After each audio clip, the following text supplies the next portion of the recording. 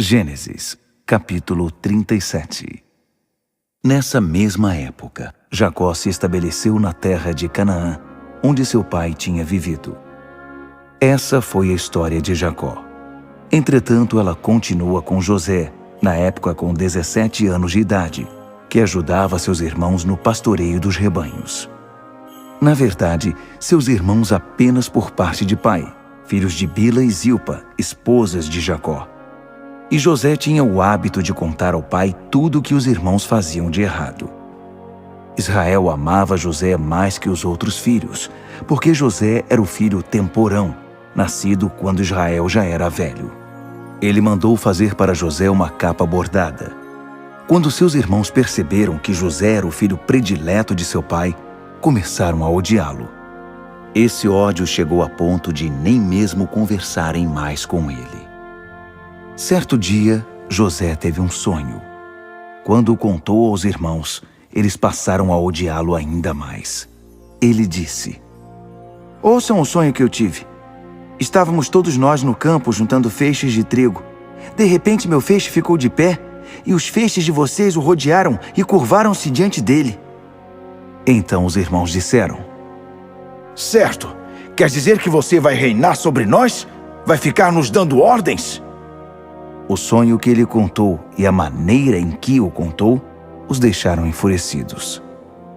Ele teve outro sonho e também o contou aos irmãos.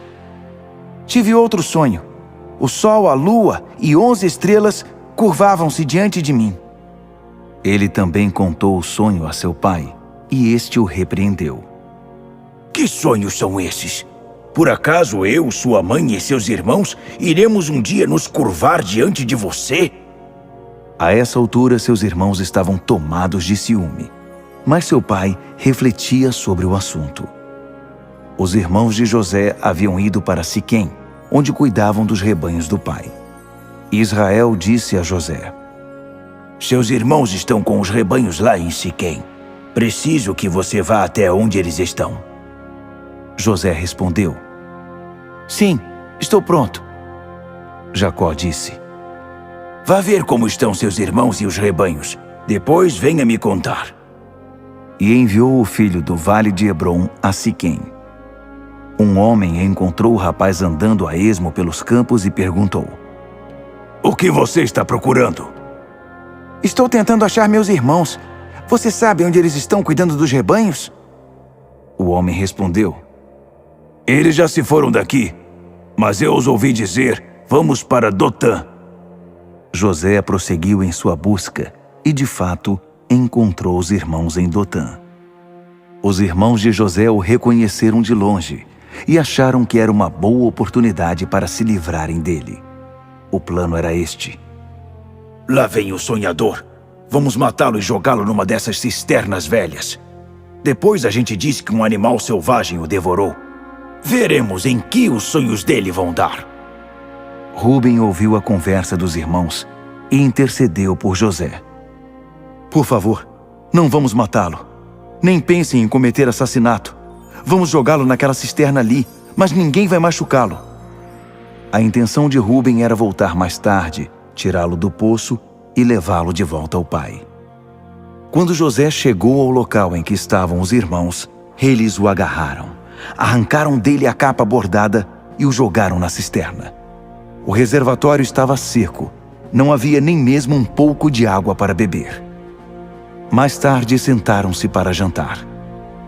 De repente, avistaram uma caravana de ismaelitas que vinha de Gileade com os camelos carregados de especiarias, óleos e perfumes para vender no Egito.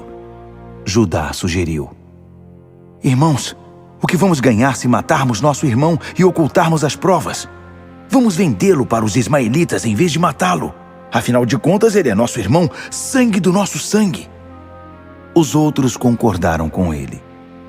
Na hora em que os comerciantes estavam passando, José foi tirado da cisterna e seus irmãos o venderam por 20 peças de prata aos ismaelitas.